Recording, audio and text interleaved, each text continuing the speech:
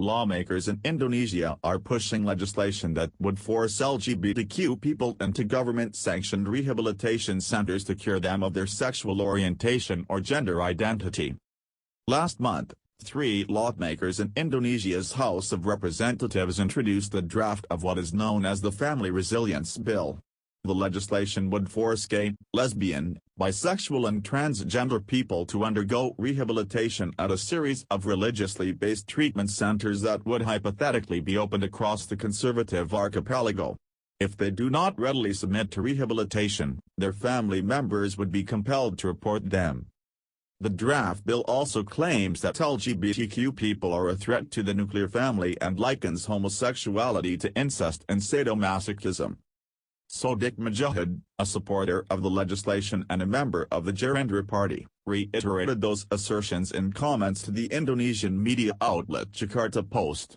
She also claimed that the question of whether someone is LGBTQ is not a private matter in Indonesia, unlike in Western countries. The practice of homosexuality, she said, does it not disrupt the future of mankind on a family basis? LGBTQ advocacy groups say that if passed, the legislation would have a grave impact on sexual and gender minorities in Indonesia. In a statement opposing the bill, the human rights group Outright Action International notes that it would create a department within the Indonesian government specifically to handle family crises due to sexual deviation. Although Outright stops short of labeling the proposed rehabilitation centers as conversion therapy clinics, it says the government's methods are likely to include spiritual guidance and social, psychological and medical rehabilitation. Jessica Stern, the organization's executive director, adds the legislation would only intensify the mounting persecution and hate faced by LGBTQ people in Indonesia, and make the community even more vulnerable and isolated. Didi Tomo, co-founder of the Indonesian LGBTQ group Gaya Nusantara Foundation, believes the legislation is merely another attempt on the part of lawmakers to target LGBTQ people after the failed attempt to criminalize homosexuality 2 years ago.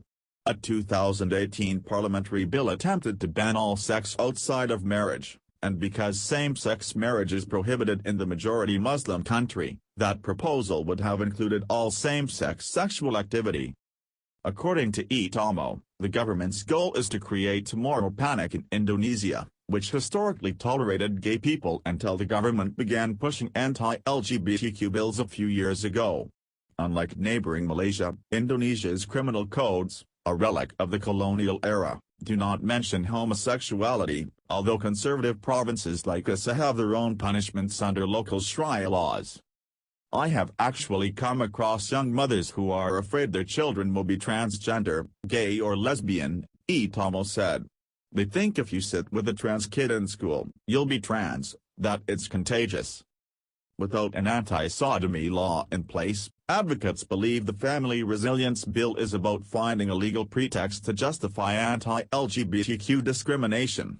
Savitri Nirina, the media relations manager for Amnesty International Indonesia, said police and vigilante groups have targeted the community with a series of raids in recent years. In October 2017, an estimated 51 people were arrested in a sting operation on a sauna in Jakarta popular with gay men, while a mob organized by the Islamic Defenders Front raided the headquarters of an HIV prevention group last year. It feels like we are moving backward, Savitri said.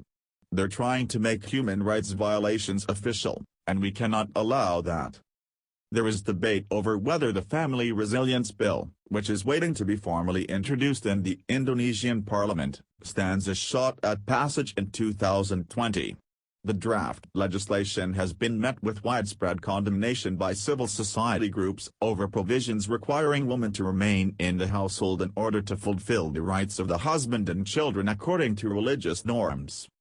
Musyiara Ike Pratiwi, a representative of the Indonesian feminist group Perempuan Mahardika, condemned the proposal as an attempt to control families.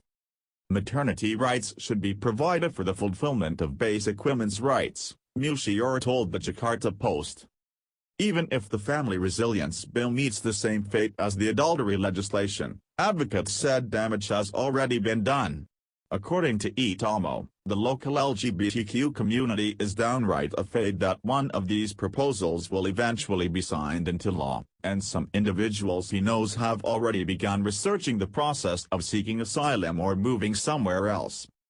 In addition, Itomo claimed local authorities are already looking at instituting their own LGBTQ rehabilitation programs. Last year, Maldian Charla, mayor of Padang, the capital of West Sumatra, personally supervised a series of forced exorcisms on a group of 10 women who were arrested and charged with homosexuality. Preventing the bill is one thing, but the situation is already very bad, Itomo said, noting that 24 such proposals are reportedly being weighed across Indonesia. But for now, advocates are doing everything they can to make Indonesia a safe place for LGBTQ people to live. Opponents of the Family Resilience Bill delivered a petition last week condemning the bill, and Itomo's organization is part of a national campaign to build bridges between conservative religious groups and the LGBTQ community, in order to create greater mutual understanding. It's possible to fight back, he said. Except for the rabidly homophobic provinces like Aceh, West Sumatra, and West Java, life actually goes on as usual.